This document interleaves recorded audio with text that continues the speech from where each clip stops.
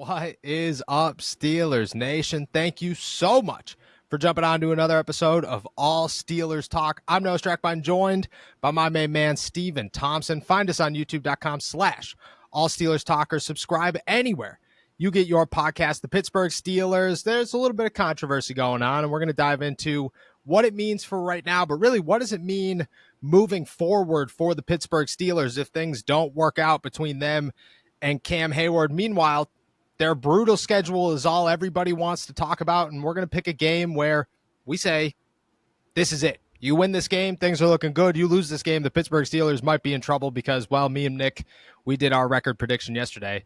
I went 10-7. Nick went 11-6, and people were not too happy with it. I'm out in the middle of nowhere, Pennsylvania. I'll show you guys this cabin in a minute, this view in a minute, but I want to ask first, how you feeling, my friend?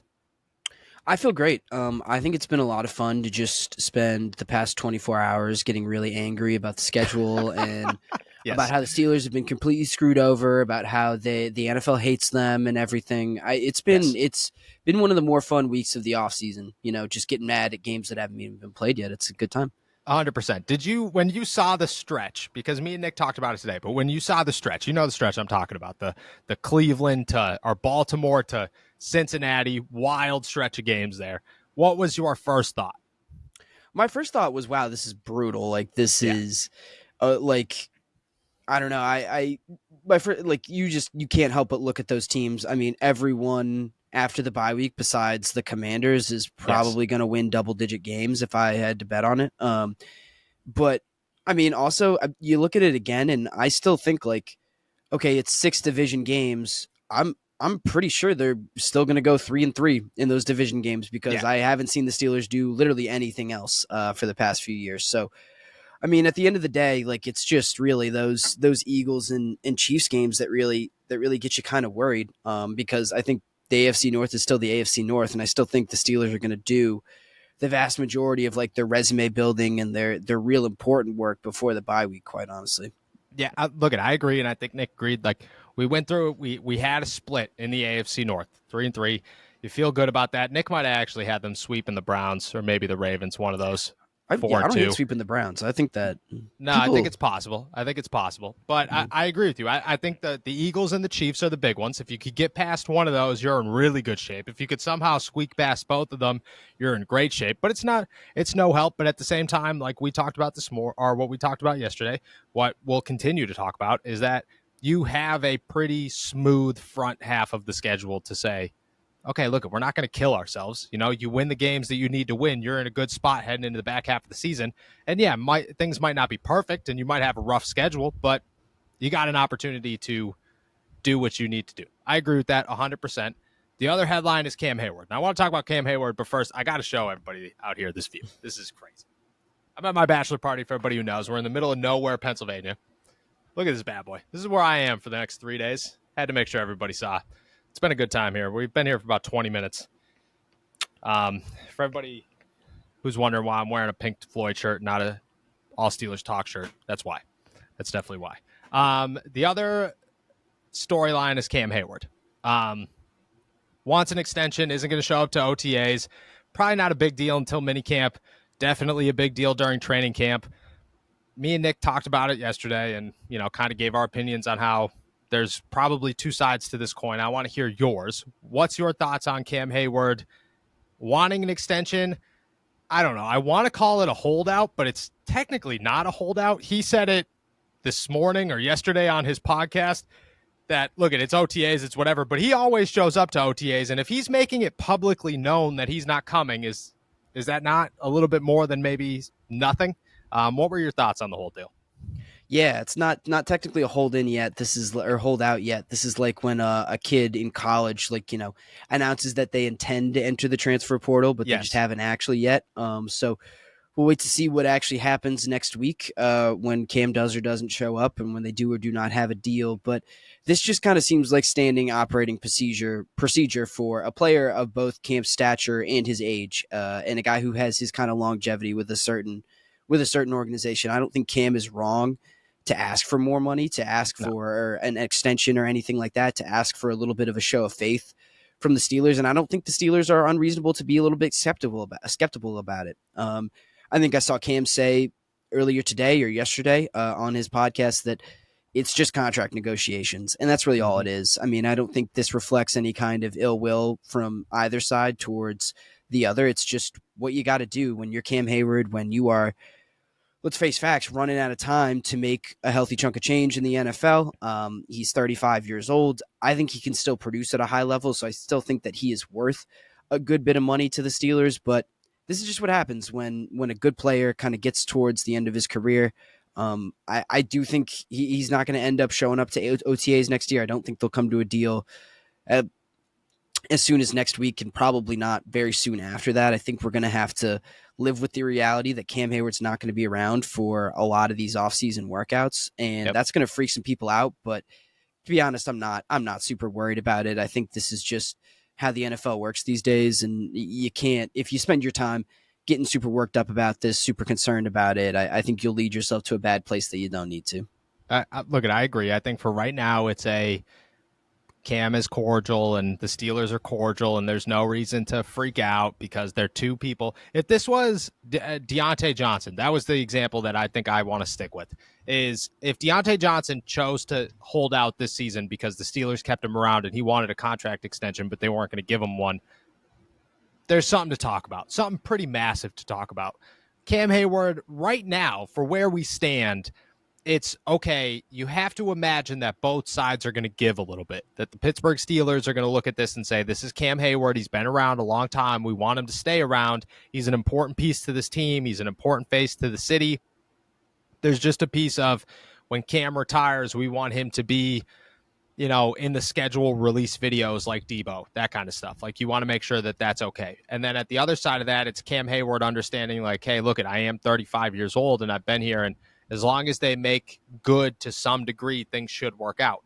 But there's a part of me, and I don't know if you agree with this, that the NFL is a business. And I think Cam's on the tougher part of this business side because he is 35 years old and he's going to make $22 million this year. So it's tough to say that if Cam hit the open market next year, he's making that same amount of money. And I think this year, fine, pay him. That's good. I was totally fine with it. I'm totally fine with it today. I don't think that should change. It's just moving forward. What is that price tag? What are you looking for at 36, 37 years old?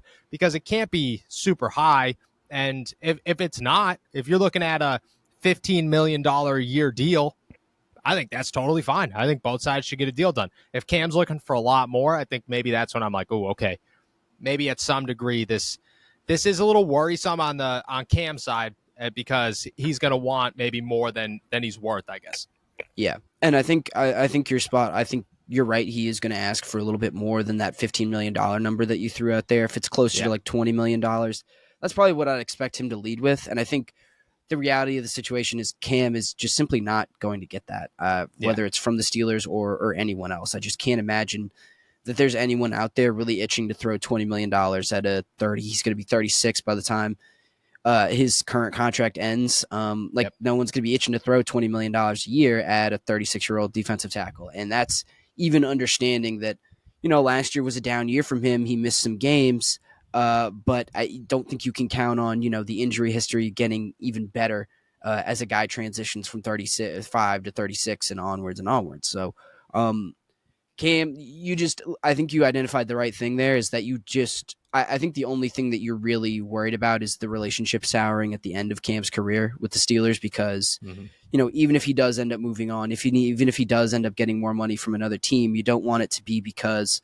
the Steelers said, well, forget you, and they kicked him to the curb. That's just not what you want. And you hope Cam can that the Steelers might pay a little bit more than they want to. Cam might get a little bit less than they have to. I think that's all you can really hope for. It's just that both sides come to some kind of amicable conclusion, and that you don't have to, go through the ugliness of a breakup or a trade or something like that. I agree. And, that might be, I think that's very far from where we are today is anything. And I think both of us would agree that like a trade, Cam getting out of here in 2024 is very unlikely, at least right now. If something, I think something very drastic would have to happen before the Steelers are like, all right, Cam, you're out of here. Like, no way. Like, I don't know. I just can't, just knowing Cam, the Cam side of things, like who Cam Hayward is as a person, he's as professional as they come.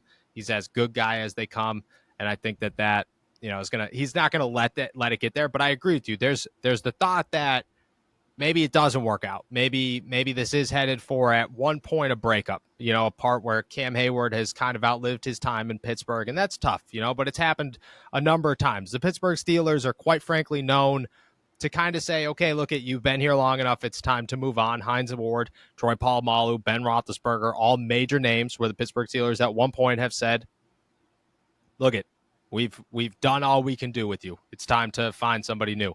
And if that comes with Cam Heyward, the Pittsburgh Steelers, I don't know how prepared they are. Are the Pittsburgh Steelers a year from now? Because chances are they're not going to add anybody between now and the end of this upcoming season to fill that role. Are the Pittsburgh Steelers ready to live a life without Cam Heyward? Yeah, I mean, that's the question. I mean, I think you've got a pretty solid foundation already with Keanu Benton, but that's really just one piece. That's only one guy, and you're going to need a lot more than that to fill the void that Cam Heyward leaves behind. And they've started to kind of, address the pieces a little bit. I mean, you got Dean Lowry, but I don't think that's a long-term solution. You got Logan Lee. We're going to learn a lot about where the Steelers are at with the evolution of Logan Lee and where he's at in year one and what kind of potential the Steelers see in him. Because, on the off chance that he is, another cornerstone piece that he can be a guy who can play at the level of, I'm not going to put him on the level of Keanu Benton because obviously Benton's been there and done that to a certain extent in his rookie year in the NFL. He's looked really good and they see so much potential in him. Lee, I think, is a little bit more of a wild card. I think you just, if you assume Cam Heyward's moving on after next year, you got to invest heavily in the draft. I think it's really that simple. I think you need to look younger. You can't look for just kind of Band-Aid solutions or anything like that. You've got a pretty old rest of your defense outside of, Joey Porter and all these backup corners that you have. Maybe Peyton Wilson is a piece that you add in there as well, but you need to start kind of building the next generation, building up front, doing what you did on the offensive side of the ball, building around, the front seven and what you're doing up front with some younger pieces. And I think that's where you got to start before you start looking at, big name free agents or anything like that. I agree. I think you look at the NFL draft, you look to pair somebody with Keanu Benton. I think even if you could, I think the Steelers are in a situation where Larry Ogunjobi's probably gone next year. Cam Heyward could be gone next year, and Keanu Benton's going to fill one of those roles. I'm not going to say anybody else on that roster is just yet. I don't think DeMarvin Leal's ready. I don't think Isaiah Loudermilk's ready. I don't think Logan Lee, we could assume anything just yet. But you could probably grab another one and fill two of them with two young guys, and then you really only have to find a nose tackle. And I think a nose tackle is much easier to fill than the other two positions. I mean, regardless, still very important, but, Ndamukong Suh's sign all the time. And there will always be those 35, 36-year-old middle of the line, just put him there, he's going to stuff somebody type of players. And you could probably find somebody to say, okay, you're our guy for a season, 2 seasons max if you need be. But I agree with you. I think it becomes an absolute priority and a pretty high one that, I don't know. Like, it kind of depends on the quarterback situation. That's the big thing here is what does Russell Wilson, what does Justin Fields, what are they sitting where are they sitting next year? Are they on the Steelers roster? Are they not on the Steelers roster? That plays a major impact here. But I think it's got a good shot to go right up to the top of the Steelers draft needs, or at least the Steelers needs in general. You got to expect Roman Wilson to do good things in a year from now. Hopefully he's like a really good number 2 and you feel pretty good about that as the Pittsburgh Steelers. And maybe Calvin Austin develops or whoever. I think outside of corner and quarterback, it might be right there. Like, it might be top of the list. I think either way, it might be top of the list. Yeah, and I think if you assume I don't know what the best case scenario is at quarterback. I mean, I feel like it's maybe that Russell Wilson moves on after a year and you're able to extend Justin Fields this year and then he becomes awesome. But taking the quarterback part of it out of the equation, I think, best case scenario, you get a little bit of something out of Dante Jackson. You get a little something out of Beanie Bishop or mix of corners that you have in there right now. Peyton Wilson turns into something as an inside linebacker and you're able to keep around that core a little bit. But, I think even in the best case scenario, defensive line, interior defensive line has to be at the top of the list, just like you said. I mean, like you said, I mean, just when your options right now are, Logan Lee, Isaiah Loudermilk, Montravius Adams, Larry Ogunjobi, like that's just an older group, plain and simple. And it's an older group that hasn't proven to be super elite, even in the same way that Cam Heyward is. So I think you've got to, to put this label on someone's a little unfair, but you got to start shopping for the next Cam Heyward, the guy who can be around here for a very long time and just play a position in a way that you don't have to worry about it for a while.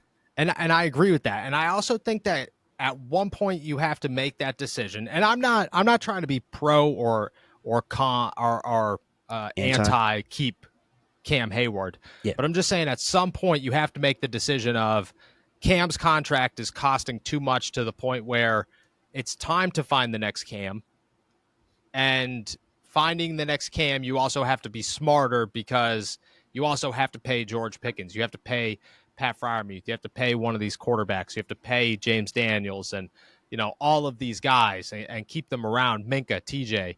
And to do that, you kind of have to let a major salary cap hit go, and that might be Cam Heyward. Again, I'm not pro or con anything. I'm just saying that if Cam's coming in here asking for way too much money, you might be in a situation where it gets tough because just like you said, it's time to, like at 35, 36 years old, like they have that in Keanu Benton, it looks like. They got to find another one. Yeah. And it also, I think it depends entirely on what the Steelers do this year, which is kind of obvious, but like in terms of winning, like if they make it if they make it to an AFC championship game and they lose by a touchdown or two, like I could see Cam Heyward saying, fine, I'll take a discount. Let me try to get that Super Bowl ring that I've never had before. If they do win a Super Bowl this year, by some crazy circumstance, like I could see Cam just saying, okay, cool, I can move on without any kind of, regrets or anything like that. I can close the book on my time in Pittsburgh, which I really enjoyed, with a Super Bowl ring and kind of go out on top.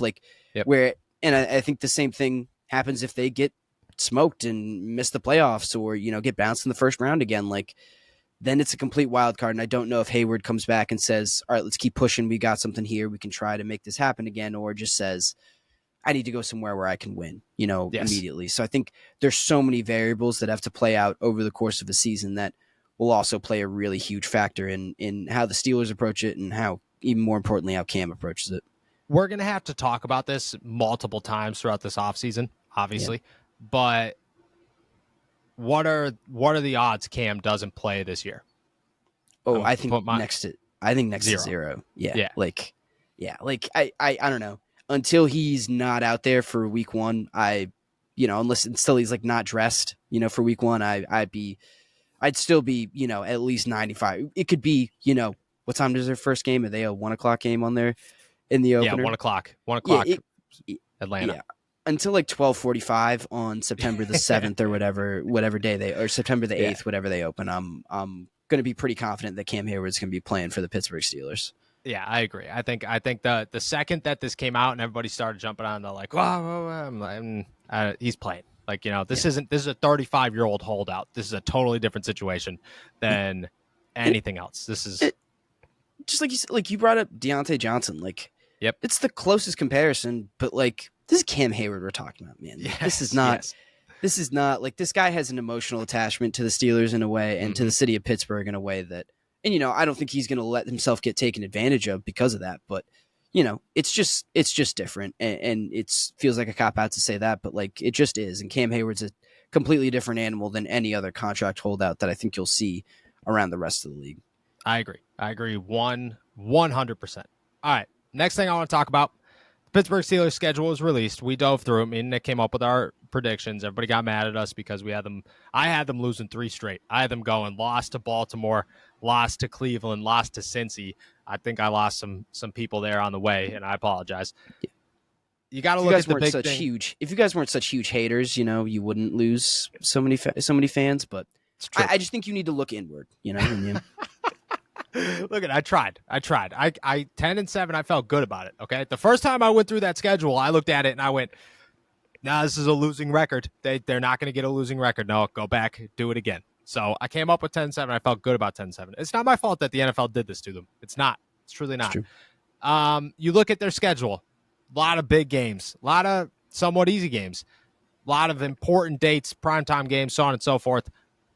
All 16 of them, I guess. No, 17. We're a 17-game season now.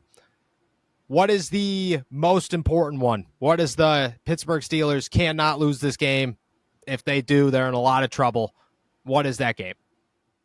Yeah, there are a lot of different options here. I think you could say that season opener against the Falcons, like setting the tone. I think you could say week 2 against the Broncos, because that could tell you a lot too about this team's ability to go on the road, play in a big environment, and shut out distractions. I think that Eagles game also late in the season, right before, right in the middle of that really tough stretch on the second half. I'm gonna go something pretty different. It's in the first half of the year. October 20th in week 7 against the Jets. It'll be a primetime game, a Sunday night football game. I think and the reason I say this Jets game is because it is in, relatively speaking, the easier part of the year, the easier part of their schedule. But I think it is kind of a prove it game. I think the Jets are going to be pretty good this year, but not on the same level as, the Chiefs or even the Ravens. I think this is a team that's very much on Pittsburgh's level, but, you look at what people are talking about around the league. You look at, win totals and Super Bowl odds and stuff like that. The dominant narrative is that the Jets are going to be much better than the Steelers this year. And I'm not sure if I buy that. And I don't think the Steelers should buy that either. I think this is an opportunity to really announce themselves, to really prove to the rest of the league that they are serious, that they can be contenders. And then after that, you get the Giants, and then you're going into a bye, and then you face the Commanders before the really tough start. The really tough stuff gets going. So I think that Jets game is really going to tell us a lot. I think if the Steelers lose that one, I'm not very confident about their ability to survive that second half. I think you beat the Jets, you can really set the tone really well. You can make a statement to the rest of the league on national television, and then you can roll into that bye week, hopefully with some easy games to really pick up some momentum going into the second half. Okay, so you're not going to like this. Fans are going to like this a lot less. I actually had the Steelers losing to the Jets in week whatever on Sunday Night Football. Look, I don't think that's impossible. The Jets are good, and I think they got a little bit better this offseason. Obviously, you got to hope Aaron Rodgers' body in general, his health can hold up until then. But man, I got to see it happen. I agree. I don't think the Jets were. Some people might think the Jets were a quarterback away last year. I think they had a lot of problems that, I don't know, you could just kind of easily point to Zach Wilson and say, that's and this is kind of the whole thing about, talking about how difficult this schedule is this is harder than the schedule the Steelers got last year, but the Steelers are significantly better on paper than they were last year. Yeah, that's the thing. That's what I think is getting lost in all this, is that this is just a far superior roster and team to what they got last year. They are built to handle schedules like this, to be quite honest with you. Whether or not they will remains to be seen, obviously, but this isn't impossible. This team isn't screwed by any means. They have, I think they could just as easily win 13 games as they could, win 9 games or something like that. I think we're underrating how much better the Steelers got this year, and I know that the Jets got better. I know there are some really good teams on the schedule, but I don't want to count out the Steelers yet, and I don't want to underrate what they've done this offseason, because that's all we've talked about all offseason is how much better they got. I agree. And I've said that with every loss. With every loss that I've named for the Pittsburgh Steelers, I've said they could pull this off. And I don't think this is a blowout. I don't think blowouts are possible for the Pittsburgh Steelers this year. I just don't look at them as a bad team at all. And maybe they turn out to be a bad team. Who knows? But it doesn't look like they're going to be. Looks like they're going to be a much better team than they were a year ago. It's not. It has nothing to do with who the Pittsburgh Steelers are. It has everything to do with the fact that beating the Chiefs is very difficult. Beating the Eagles is very difficult. Beating the Cincinnati Bengals twice with the healthy Joe Burrow is difficult. That's the part. It's not and since he's saying the same thing, if you're talking about the Cincinnati Bengals, they're talking beating the Pittsburgh Steelers twice is difficult. Beating the Chiefs is difficult. That's just the perspective and the reality of the NFL. I agree with you. I think that's a big one. Mine is week 3 home opener, Los Angeles Chargers. This is my thought behind this one. You have to win the games that you could win for the Pittsburgh Steelers this year. You can't give yourself that, we have to beat the Chiefs in week 17 miracle. That just cannot be a thing. And with this schedule, that could happen. The AFC is so close right now that it's not impossible to say going 10-7 isn't going to be good enough. So you have to win the games that you could win. And I think the Chargers are going to be looked at as a team that are much better than they were, that Jim Harbaugh's here and he's going to save Justin Herbert. And, here it is. This is a new run for the Los Angeles Chargers. They're immediately contenders. Maybe they are. Maybe they're a lot better than they were a year ago. That's a game the Pittsburgh Steelers should win. It is not on the same category as the Ravens, the Browns, the Bengals, the Eagles, and the Chiefs. It's just not. And if you win that game and you maybe start 3-0, that's one of them that you're going to look back on at the end of the season and say, okay, look, good thing they won that game. Because if it's the other way around, you're going to look back at it at the end of the season and say, well, if the Steelers beat the Chargers, they'd be in a much better situation. That's how I view that.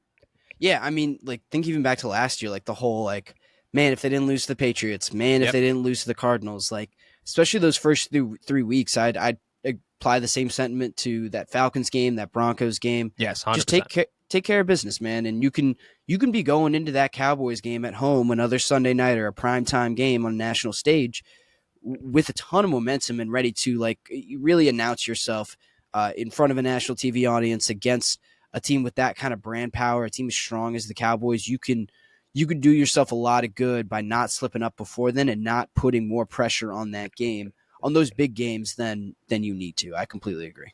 Yes, I just that's the sentiment for the whole first half of the schedule. Win the games you should, and it's just survive. People have tossed out there the Steelers could go 8-0 before the bye week. They could. They actually could. It's not. I'm not going to put my money on it. I'm not going to say that I'm guessing that's going to happen. I wouldn't even say that I'm confident. I wouldn't even say it's likely or somewhat likely. I wouldn't say there's a 50% chance, but I would say that it could happen. That's the easiest half of the schedule. It could happen. They could also be 4-4 by the bye week, Exactly. The Chargers and the Jets could be the greatest thing to ever touch the turf with Aaron Rodgers and Jim Harbaugh. You just don't know. But I agree with you. And I think that the first half, that's the motto to live by, is win the games that you could win. And if they do that, I think they take care of business. But just like the Cam Heyward thing, just like everything else we've talked about today, you got to wait and see. It's May, and you just don't know what's going to happen. With that said, we're going to head out of here. Thank you guys so much for jumping on to another episode of All Steelers Talk. Make sure to subscribe to us on YouTube, youtube.com/All Steelers Talk. Check us out anywhere you get your podcast.